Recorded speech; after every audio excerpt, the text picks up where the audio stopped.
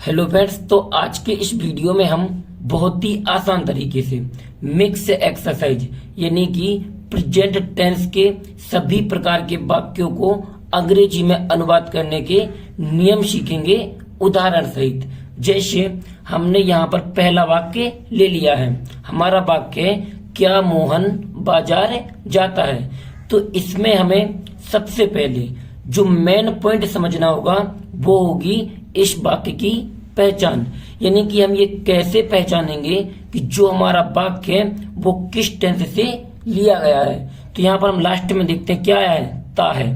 तो जिस भी वाक्य के अंत में ता है, ती है, ते है आदि शब्द आते हैं उसे हम कौन सा टेंस कहते हैं, उसे हम प्रेजेंट इंडेफिनिट टेंस कहते हैं। और आगे इसमें हमारा क्या शब्द लगा हुआ है, इसीलिए कौन से सेंटेंस है ये, इंट्रोगेटिव सेंटेंस। तो चलिए हम इसको अब बनाते हैं।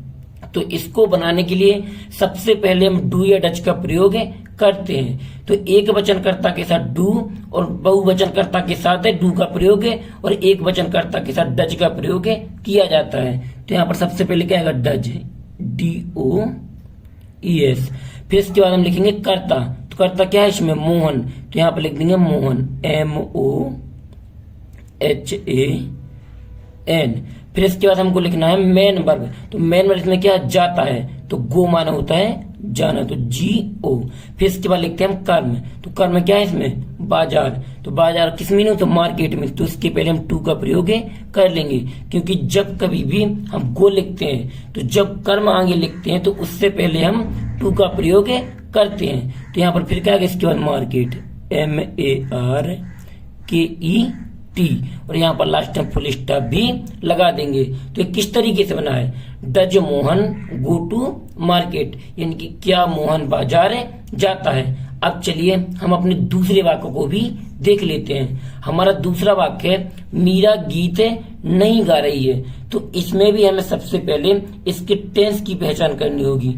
तो जिन भी वाक्यों के अंत में रहा है, रही है, रहे हैं ये शब्द देखने के लिए मिलते हैं तो कौन सा टेंस होता है, वो होता है प्रेजेंट कॉन्टिन्यूअस टेंस होता है। तो चलिए हम इसको भी बनाकर दिखा देते हैं। तो इसमें सबसे पहले क्या आएगा, कर्ता आएगा। और इस वाक्य में ये ध्यान रखना है, इसमें क्या लगा हुआ, नहीं शब्द लगा हुआ है। तो जिन भी वाक्यों में नहीं शब्द का प्रयोग किया जाता है वो कौन से सेंटेंस कहलाते हैं, वो नेगेटिव सेंटेंस कहलाते हैं। तो यहाँ पर चलिए हम इसे बना लेते हैं। सबसे पहले क्या आएगा, कर्ता यानी मीरा। तो यहाँ पर लिख देंगे मीरा, MEERA। फिर इसके बाद हम क्या लिखेंगे, इज MR, या इज लिखेंगे या M लिखेंगे और या फिर R लगाएंगे।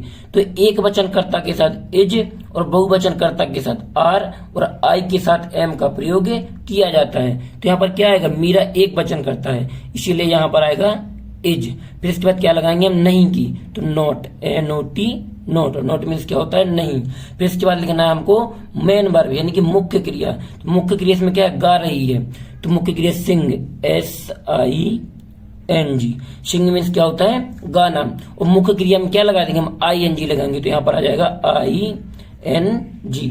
फिर इसके बाद क्या ना, कर्म। तो कर्म इसमें क्या, गीत। तो यहाँ पर लिख देंगे सॉन्ग, SONG। और यहाँ पर लास्ट में फुल स्टॉप भी लगा देंगे। तो किस तरीके से बना है, Meera is not singing song, यानी कि मीरा गीत नहीं गा रही है। अब चलिए हम इसके आगे अपने तीसरे वाले वाक्य को भी बना लेते हैं। हमारा तीसरा वाक्य दिया गया है दीपक मैच खेल चुका है। तो इसको हमें क्या करना है, अंग्रेजी में अनुवाद करना है, यानी इस वाक्य को अंग्रेजी में बनाना है।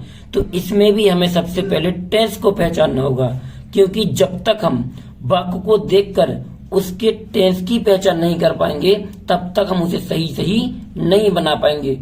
यदि आप लोगों को इन टेंसों को डिटेल से समझना है तो इस चैनल पर इन सभी वाक्यों के यानी कि इन सभी टेंसों के अलग अलग करके एक एक वीडियो डले हुए हैं। आप वहां से जाकर उस वीडियो को भी देख सकते हैं, या हम वीडियो के डिस्क्रिप्शन में दूसरे वीडियो का लिंक भी दे देंगे। तो चलिए हम पहले इनको बना लेते हैं। तो इसमें हमें सबसे पहले क्या करनी है, टेंस की पहचान। तो जिन भी वाक्यों के अंत में क्या आता है, चुका है, चुकी है या चुके हैं, ये शब्द दिए जाते हैं तो कौन सा टेंस होता है, वो होता है प्रेजेंट परफेक्ट टेंस होता है। तो चलिए हम इसको भी बना लेते हैं। तो ये इसमें क्या है, ना तो कहीं पर यानी प्रश्नवाचक शब्द आया है, ना ही कहीं पर नहीं का प्रयोग किया गया है। इसीलिए कौन से सेंटेंस होते हैं, अफर्मेटिव सेंटेंस, जिसे हम हिंदी में साधारण वाक्य भी कहते हैं। तो यहाँ पर सबसे पहले क्या आएगा, दीपक, यानी कि कर्ता आएगा। तो कर्ता इसमें क्या, दीपक, तो DEEPAK।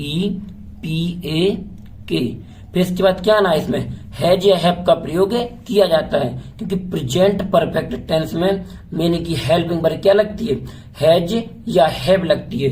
तो एक वचनकर्ता के साथ हैज और बहुवचनकर्ता के साथ हैव का प्रयोग किया जाता है। तो दीपक यहाँ पर क्या है, एक वचन है, इसीलिए यहाँ पर क्या आएगा, हैज आएगा। फिर इसके बाद क्या आना है हमारा, मैन वर्ब। तो मैन वर्ब में क्या, खेल चुका है, तो प्ले, PLAY।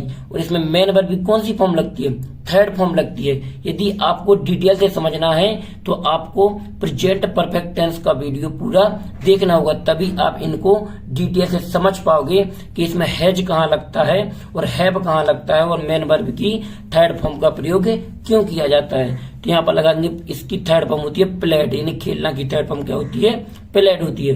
फिर इसके बाद आएगा कर्म। तो कर्म इसमें क्या दिया गया है, मैच। तो यहाँ पर आ जाएगा मैच, MATCH। और यहाँ पर लास्ट में फुल स्टॉप भी लगा देंगे।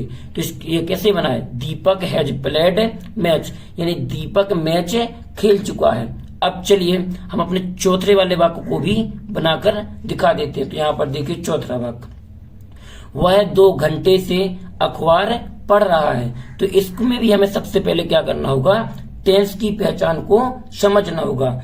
तो जिन भी वाक्यों के अंत में रहा है, रही है, प्लस साथ में यहाँ पर समय भी दिया जाए, तो वहां पर कौन सा टेंस होता है, प्रेजेंट परफेक्ट कॉन्टिन्यूअस टेंस होता है। तो चलिए हम आपको इस वाक्य को बनाकर भी दिखा देते हैं। तो सबसे पहले आएगा कर्ता। तो कर्ता क्या है, वह। तो यहाँ पर आ जाएगा ही माना क्या होता है, वह। अब इसके बाद आएगा हैज बीन या हैव बीन। तो एक वचन कर्ता में हैज बीन और बहुवचन कर्ता के साथ हैव बीन का प्रयोग किया जाता है। तो यहाँ पर आएगा has been, HASBEEN, has been. इसके बाद क्या नहीं है, मैन वर्ब। तो मैन वर्ब इसमें पढ़ रहा है, तो रीड, READ। और मैन वर्ब में क्या लगता है, ING। यहाँ पर क्या लगता है, ING। तो यहाँ पर रीड में लगा देंगे हम ING। फिर इसके बाद क्या ना, कर्म। तो कर्म क्या, अखबार, तो न्यूज़पेपर, NEWSPAPER। न्यूज़पेपर में क्या होता है, हमारा अखबार होता है।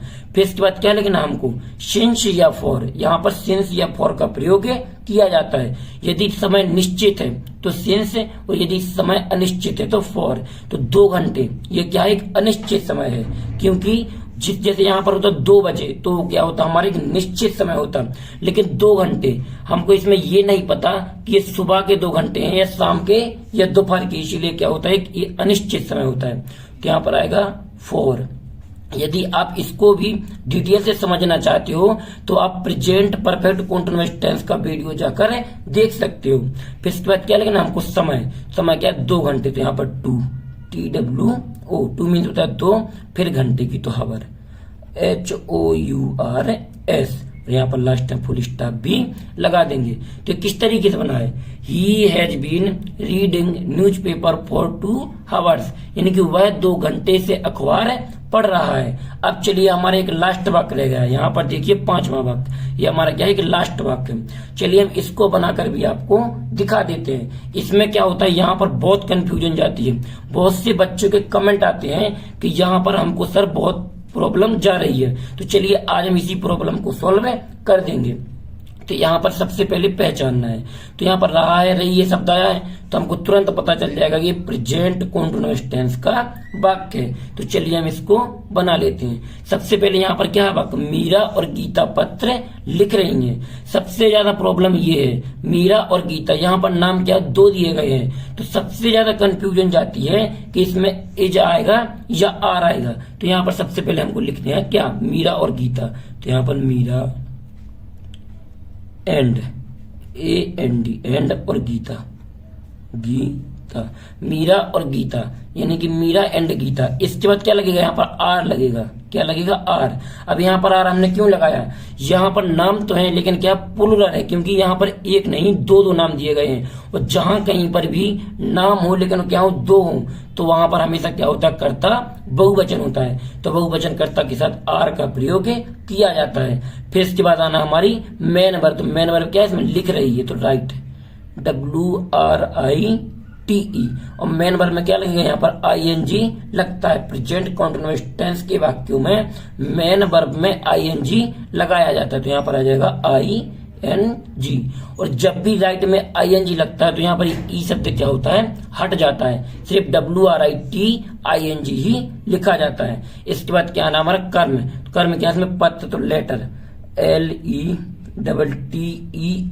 और यहाँ पर लास्ट में फुल स्टॉप भी लगा देंगे। तो किस तरीके से बना है, Meera and Geeta are writing letter, यानी कि मीरा और गीता पत्र लिख रही हैं। यदि आपको इन वाक्यों में कहीं पर भी कोई डाउट लगे तो हमें कमेंट बॉक्स में जरूर बताएं। अगले वीडियो में हम आपका वह डाउट भी क्लियर कर देंगे। और यदि ये वीडियो पसंद आया हो तो वीडियो को लाइक करें, चैनल को सब्सक्राइब करके बेल आइकन प्रेस करना बिल्कुल ना भूलें, जिससे आने वाले हमारे और वीडियो सबसे पहले आप लोगों तक पहुंच सके। थैंक यू वीडियो को लास्ट तक देखने के लिए। मिलते हैं किसी और एक अच्छी वीडियो के साथ में, जब तक अपना ख्याल रखें।